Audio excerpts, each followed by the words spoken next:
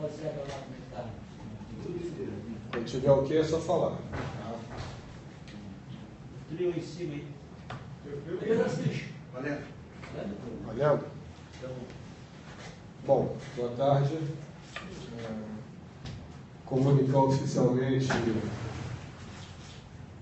a demissão do Raul Cabral. Infelizmente, as coisas não estavam acontecendo como nós imaginávamos. Foi feito de tudo para que a equipe pudesse mudar esse panorama. A última semana de trabalho foi muito intensa. Acho que o Raul trabalhou todos os aspectos que nós já havíamos conversado que precisavam melhorar. Trabalhamos o emocional da equipe, parte de campo, parte tática, parte técnica, aprimorando jogadas de bola parada, condição técnica dos jogadores, mas infelizmente o resultado não veio. E a gente sabe que a cultura do futebol brasileiro não contempla um planejamento a longo prazo sem ter resultados. Então, o próprio Raul, na conversa que nós tivemos, ele já sabia que isso poderia acontecer, e pela experiência que eu tenho também no futebol, eu já vivenciei diversos momentos como esse, da equipe, do treinador está fazendo de tudo para que a equipe possa reagir, os jogadores também, trabalhando e pensando em reverter o mais rápido possível uma situação adversa como essa que nós estamos vivendo, mas dentro de campo as coisas não acontecem. Então, assim, é um momento de mudança para que um novo treinador possa chegar e aplicar uma nova metodologia de trabalho, esperando uma reação imediata dos atletas. E lógico que agora os atletas também têm que buscar uma reação em função de não conhecerem esse novo treinador e tentar reagir ao novo trabalho que vai ser proposto. É uma pena, porque nós imaginávamos e idealizávamos uma situação a longo prazo dentro do processo da proposta que me foi apresentada pela direção do clube quando eu cheguei aqui no final de dezembro, e nós de imediato começamos a trabalhar com o Raul, planejando, avaliando os atletas do elenco, mas depois do início de um primeiro turno que foi bom, até surpreendente, os resultados não estavam acontecendo e a gente enxergou e analisou que era o momento de mudar. Gonçalves, a culpa é só do Raul? Não existe. A culpa no Palmeiras, no Avaí, na Portuguesa, no Santa Cruz. Hoje, se eu não me engano, acho que 5 clubes trocaram de treinador em função da falta de resultados. Então, acho que isso no futebol, infelizmente, fica evidente a cada ano, a cada campeonato. Agora, no período dos estaduais, é uma prática que, infelizmente, se repete ano tras ano. E vocês podem ter certeza que no Brasileiro, após a 8ª rodada, a dança das cadeiras vão começar a existir. Então, isso é questão cultural, dentro de uma visão, acho que na minha maneira equivocada, mas que acaba influenciando diretamente as ações dentro do futebol. E isso eu acho que é um envolvimento não só de torcedores, imprensa, dirigentes, e até mesmo os próprios jogadores acabam sendo inseridos dentro desse processo, que, na minha opinião, não é condizente com uma postura ou uma gestão profissional dentro do futebol como um todo. A gente tenta implantar essa gestão tenta ser o mais profissional possível, mas os agentes que estão inseridos dentro desse contexto do futebol acabam interferindo e fazendo com que você tenha que ter um plano de contingência e acaba mudando o que é planejado. Gonçalves, como é que fica a situação tanto do Raul quanto do Gil dentro do clube? Eles não fazem mais parte de nenhum setor do clube, eles voltam para os auxiliares, como é que fica essa situação? Não, eles estão se desligando do clube. Eu desejo muita sorte para o Raul e para o Fernando Gil, são jovens profissionais, mas eu entendo pelo tempo que nós trabalhamos juntos que tem grande potencial e podem se tornar bons treinadores no futuro. Eu acho que é uma experiência que eles tiveram bastante positiva, né, que foi o início do trabalho, né, com o alcance de resultados, e depois esse revés, que não vai deixar de ser um grande aprendizado na vida deles, profissional, e que eles com certeza vão saber utilizar em trabalhos futuros, talvez conduzindo de uma forma diferente, em função dessa experiência que eles vivenciaram aqui no Havaí. Gonçalves, o que todo mundo da imprensa quer saber quem vai ser o novo nome e se ele já chega para o jogo do final de semana. Olha, nós vamos discutir internamente os nomes que podem atender ao perfil que deve ter o treinador do Havaí, somente pensando dentro do nosso planejamento no objetivo maior, que é a disputa da Série B. Então, assim, a gente definiu critérios para poder buscar dentro do mercado de 3 a 4 opções, né, que tenham essas características que nós entendemos que são fundamentais para a sequência do trabalho. Nós temos um plano emergencial de recuperação da equipe dentro do campeonato estadual, que é, nesse momento, a nossa maior preocupação. Entendemos que o perfil desse treinador tem que ser um treinador que conheça o mercado, que tenha conhecimento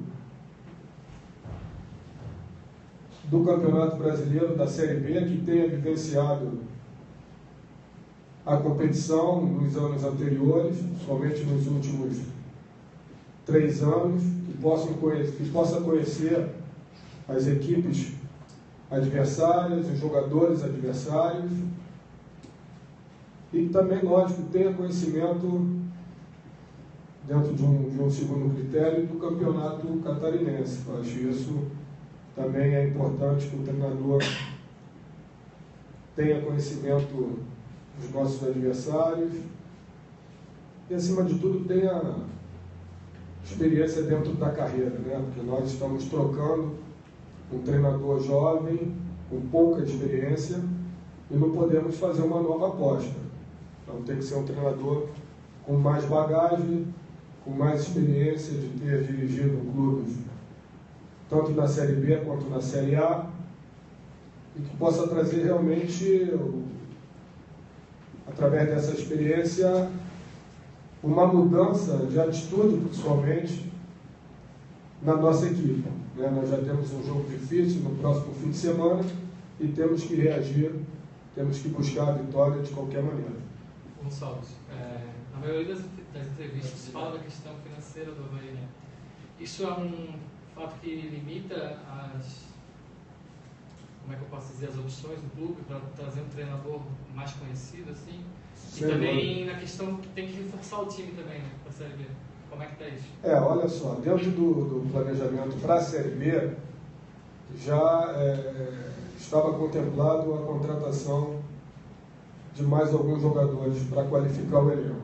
Tá? Isso aí nós entendíamos que seria necessário, independente da resposta que os atletas da base dariam durante o campeonato estadual. Isso era um consenso, inclusive com o Raul, com os demais integrantes da comissão técnica, com o gerente de futebol, enfim, com a própria diretoria, o presidente, o vice, os demais diretores, porque quando você planeja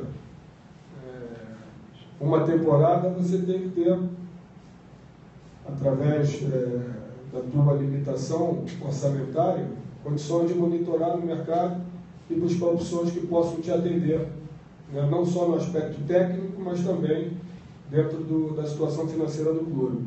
Então, está sendo monitorado alguns atletas em diversos estaduais, né, que nós entendemos que possam ter o perfil das características como atleta, né, características que possam estar inseridas dentro do sistema de jogo da equipe e também que possa atender às limitações financeiras do clube nesse momento. Então, isso a gente está monitorando, é para isso que nós decidimos investir no nosso departamento de análise de desempenho, no NIF. A gente já tem mapeado esses jogadores e vamos ao mercado, vamos trabalhar. Lógico que agora a gente tem que aguardar a chegada do novo treinador para discutir internamente, analisar esses nomes e partir para o mercado para tentar contratar esses atletas para que eles possam chegar o mais rápido possível e fazerem parte aí da reta final do estadual, já pensando na montagem do time para o brasileiro da Série B.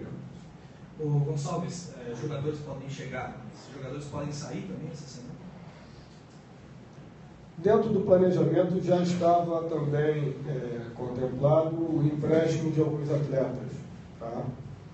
Atletas esses que tiveram oportunidades agora no estadual e na Copa da Liga, mas que nós já entendemos e entendemos que são atletas que precisam adquirir uma bagagem maior, uma rodagem maior, e nós já pensamos em emprestar esses atletas para que eles possam disputar uma Série B, inclusive do Campeonato Catarinense, ou ver a possibilidade deles serem emprestados até para fora do país também, por uma liga de menor prestígio, para que eles tenham a oportunidade de vivenciar o jogo, o dia a dia, o emocional, né, numa equipe, e depois possam voltar ao Avaí já com uma experiência maior para terem oportunidades no futuro.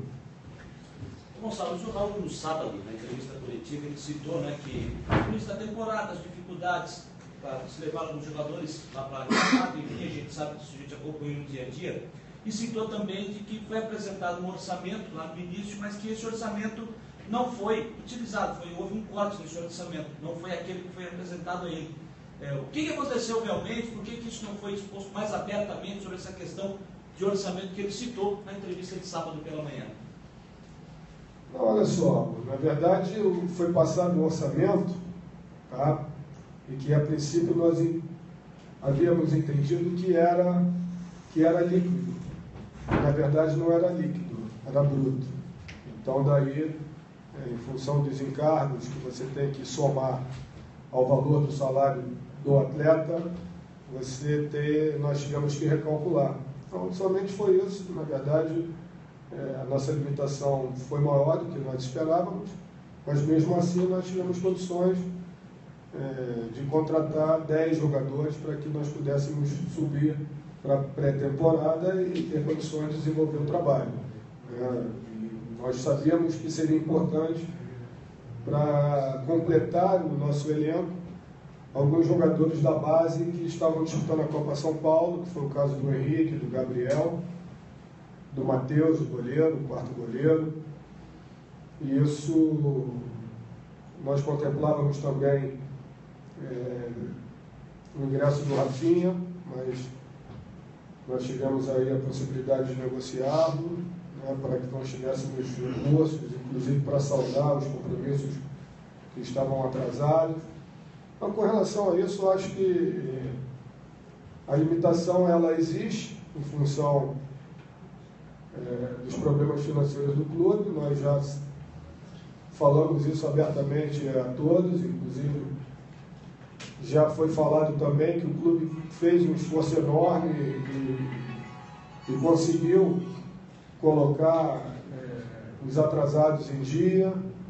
Isso acho que foi algo importante e a gente deve ressaltar isso, que a diretoria tem trabalhado muito para equacionar os problemas e saldar as dívidas. Hoje, todo o departamento de futebol está em dia, mas futebol tem disso, quer dizer, nós estávamos conseguindo resultados com os salários atrasados.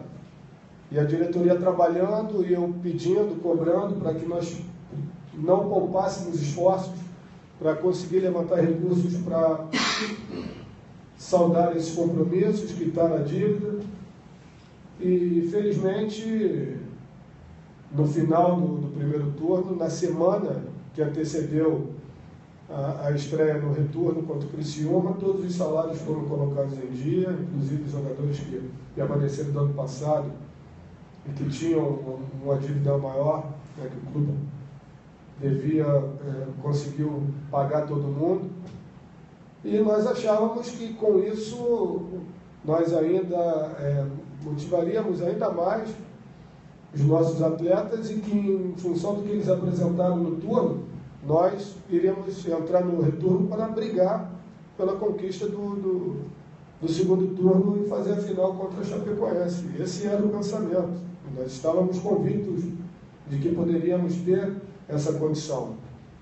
Infelizmente, a equipe deu uma desarmada e nós não conseguimos atingir esse objetivo. Então, agora a gente tem que pensar em pontuar para não ter que viver o sufoco que a equipe viveu nos últimos 2 estaduais, de estar brigando aí para não ser rebaixado. Então a gente entendeu que o momento era esse, faltando 4 jogos, e analisando a tabela também, né, os nossos adversários, o momento de mudar seria esse, para a gente evitar de vivenciar um final de campeonato com muita pressão, com muita ansiedade, né, em função do que aconteceu nos últimos anos. No futebol, a única coisa que é certa é que você não tem garantia de nada, certo? Eu poderia pensar, se eu tivesse condições financeiras, de trazer o melhor treinador do mundo. E mesmo assim eu não teria a garantia de que nós iríamos vencer nossos adversários. Isso, a cada dia, está provado que o futebol funciona dessa forma. A gente vê aí grandes equipes de futebol brasileiro com poder financeiro muito grande, contratando os melhores jogadores, contratando os melhores treinadores e não conseguindo resultado imediato. Então, assim, acho que a questão maior passa pelo trabalho, pelo entendimento do que está sendo feito, pela união e pelo apoio de todos os envolvidos dentro do processo. Quando eu falo todos, eu incluo também os torcedores do clube, que tem que analisar de fato o momento do clube, tem que ter coerência na análise, tá certo? Porque essa equipe que hoje não está conseguindo resultados positivos, há 20 dias atrás conseguiu resultados positivos, tá certo? Só que, infelizmente, a pressão ela passa pelo resultado e chega a um ponto que acaba sendo insustentável, você tem que buscar uma outra solução. E isso está sendo feito para que nós possamos reverter esse quadro o mais rápido possível. Gonçalo, você falou logo agora um pouco sobre a questão de não ter garantias de que um novo técnico, o melhor técnico do mundo, possa resolver a questão do Avaí. No primeiro turno, você falou também, teve bons resultados. O Raul Cabral serviu, foi um ótimo técnico naquele primeiro turno, conseguiu bons resultados. Isso. O que faz o Avaí pensar de que com novos reforços que virão, que você garantiu para a Série B vai ter, um novo técnico seja a questão e não a manutenção do Raul com esses novos jogadores que o novo técnico vai ter à disposição? Por que a troca do Raul, sendo que virão novos jogadores que ele teria a opção de talvez melhorar o time? No campeonato, nós terminamos o turno com 17 pontos e com mais de 10 pontos à frente do primeiro clube que está na zona de rebaixamento. E agora, se você for olhar a pontuação, nós estamos a 3 pontos. Então, você tem que buscar uma solução imediata para afastar essa possibilidade de você estar disputando a última rodada ou as últimas rodadas do campeonato, brigando para não cair, certo? Então, analisando o que foi feito nessa última semana, o trabalho no aspecto emocional, da comissão técnica com os jogadores, o trabalho da direção, eu intervi também na palestra final que antecedeu o jogo, procurando motivar os atletas, e estava assim, com uma convicção muito grande de que o que foi feito durante a semana pudesse surtir efeito e que nós iríamos ter uma outra atitude dentro do jogo, nós iríamos ter a superioridade que nós imaginávamos diante do Joinville. Infelizmente, houve alguns aspectos na equipe que melhoraram, mas o resultado não veio.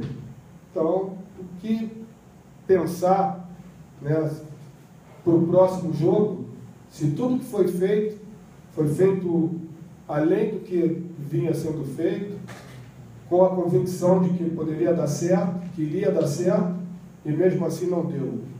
Então, o que fazer? Esperar, repetir esse trabalho, e de repente não conseguir o resultado no próximo jogo, e aí você já ficar já dentro do limite ali na zona do rebaixamento, ou você tentar trazer um outro treinador que possa, com o simples fato da chegada dele, mudar a atitude do grupo. Né? Então, acho que o raciocínio foi por aí, e nós optamos por essa troca para que nós possamos ter condições de reverter a situação já no próximo fim de semana.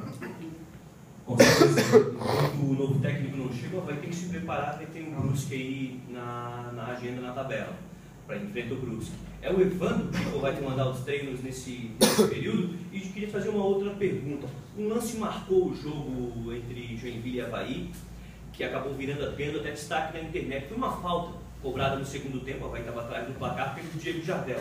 O lance pega um destaque aí nas redes sociais. O Diego não cruzou, não chutou, bateu de uma forma de uma pessoa que não joga futebol, bateu. Isso foi era psicológico, era a mente que estava abalada pela situação. O jogador naquela altura do campeonato já sabia que era a quinta derrota, já sabia que a situação não era boa na sua experiência, e também queria saber se é o Evandro que comanda aí os treinos. Com relação aos treinamentos, já a partir de hoje, o Evandro, junto com o Fabinho, treinador do Sub-20, nós estamos subindo o Fabinho para que ele possa auxiliar nas atividades de hoje e possivelmente amanhã, ou até mesmo durante toda a semana. Né? A gente espera ter condições de definir a chegada de um novo treinador nas próximas 24 horas.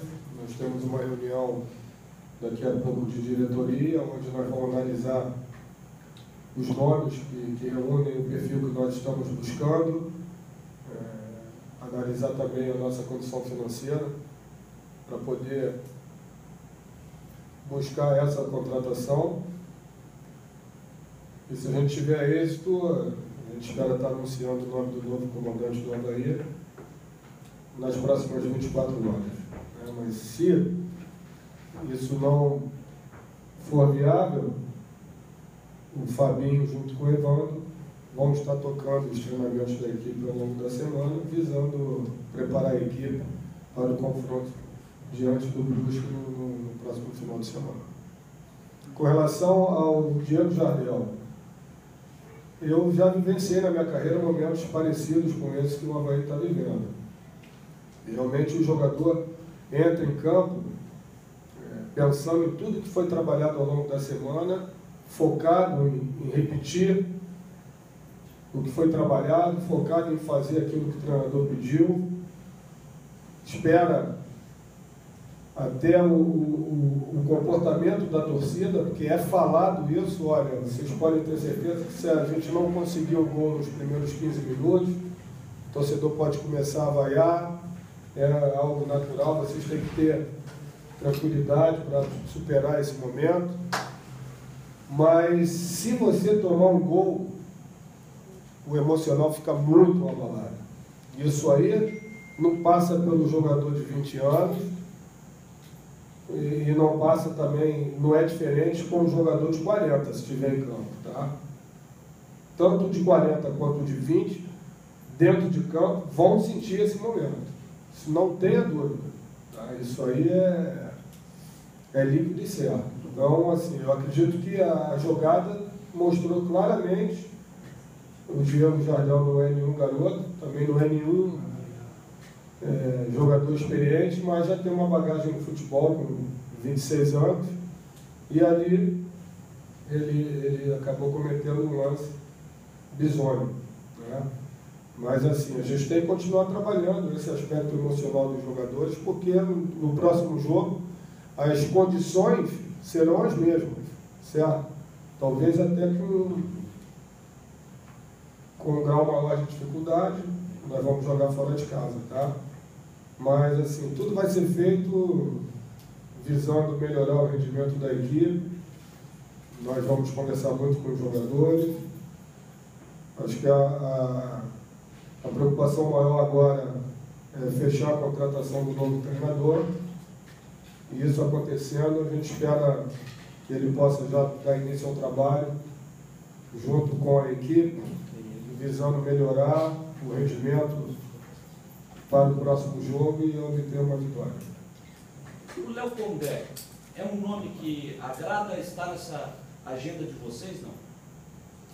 É um nome que tem boa repercussão. Assim, os últimos trabalhos, apesar de não terem sido muito exitosos, mas a gente tem informações que é um profissional que tem um bom perfil de trabalho, um bom trabalho de campo. Mas assim, eu acredito que dentro de um processo de condução profissional para a escolha de um treinador, você não pode se prender somente a um ou dois nomes. Você tem que levantar de 3 a 4 nomes que reúnam um perfil, você tem que entrevistar esses candidatos, apresentar o projeto, fazer um breve resumo do que é o planejamento do clube e depois tomar a decisão. Eu acho que o processo também passa muito pelo aspecto financeiro, diante das limitações do clube nesse momento, orçamentário, e você tem que ter a habilidade de conseguir convencer o candidato escolhido a abraçar o projeto e, às vezes, abrindo mão de uma questão financeira que ele tinha anteriormente e maior do que o que nós estamos oferecendo. Então, esse vai ser o trabalho para que nós possamos trazer um treinador competente e de reconhecimento do mercado. Ô Gonçalves, você falou da pressão. Os 15 minutos o gol não sai, a torcida começa a ficar em cima. Só que no jogo de sábado, a torcida já ficou em cima antes do jogo começar. Teve um protesto na porta da ressacada. Queria saber se isso chegou ao vestiário antes do jogo, se isso afetou os jogadores, e que você falasse de forma geral o que você achou desse protesto. Enfim, a torcida estava já insatisfeita antes mesmo da bola rolar. Achei natural, nós já sabíamos desse processo, e eu utilizei o próprio protesto para motivar a equipe. O protesto aconteceu justo no momento que nós estávamos aqui nessa sala, o Raul estava fazendo a preleção, e após o término da preleção dele, eu pedi a palavra para motivar os atletas, para explicar se eles tinham conhecimento daquilo que está ali, do nosso planejamento estratégico, da missão do clube, da visão do clube, do negócio futebol, dos valores, da política do clube. Então, eu estava justamente no momento em que eu estava falando sobre isso e motivando os atletas, da importância deles entenderem a missão do clube, que é promover a satisfação e orgulho dos torcedores, dos associados, nós começamos a ouvir o protesto dos torcedores aqui fora. Então, assim, os jogadores saíram daqui muito pilhados com tudo que nós estávamos falando e que eles estavam sentindo, né, naquele exato momento. Eu nunca vi o brilho nos olhos dos atletas igual eu vi na nossa roda de oração antes do jogo. Sabe, eles estavam realmente muito concentrados e com muita vontade de reverter aquele quadro. Infelizmente, o gol não saiu no primeiro tempo e no segundo tempo nós sofremos um gol numa jogada que talvez não fosse muito comum, né, em função dos jogos que nós tínhamos feito. E aí a coisa ficou mais complicada, né? Mas é muito importante vocês observarem os jogos de equipes que passam por essa pressão, se é fundamental que você consiga encaixar nos primeiros minutos de jogo um gol para você ter tranquilidade. E isso é que a gente tem que buscar trabalhar ao longo dessa semana para ter um volume de jogo ofensivo melhor do que nós temos apresentado, criando mais situações de gols, tendo mais possibilidade de fazer o gol no início dos jogos. Obrigado, pessoal. Valeu. Fechou? Show. Obrigado, Gonçalo. Obrigado, Gonçalo. Só o Gil e o Raul que saíram, ou mais alguém na comissão? Só o Gil e o Raul.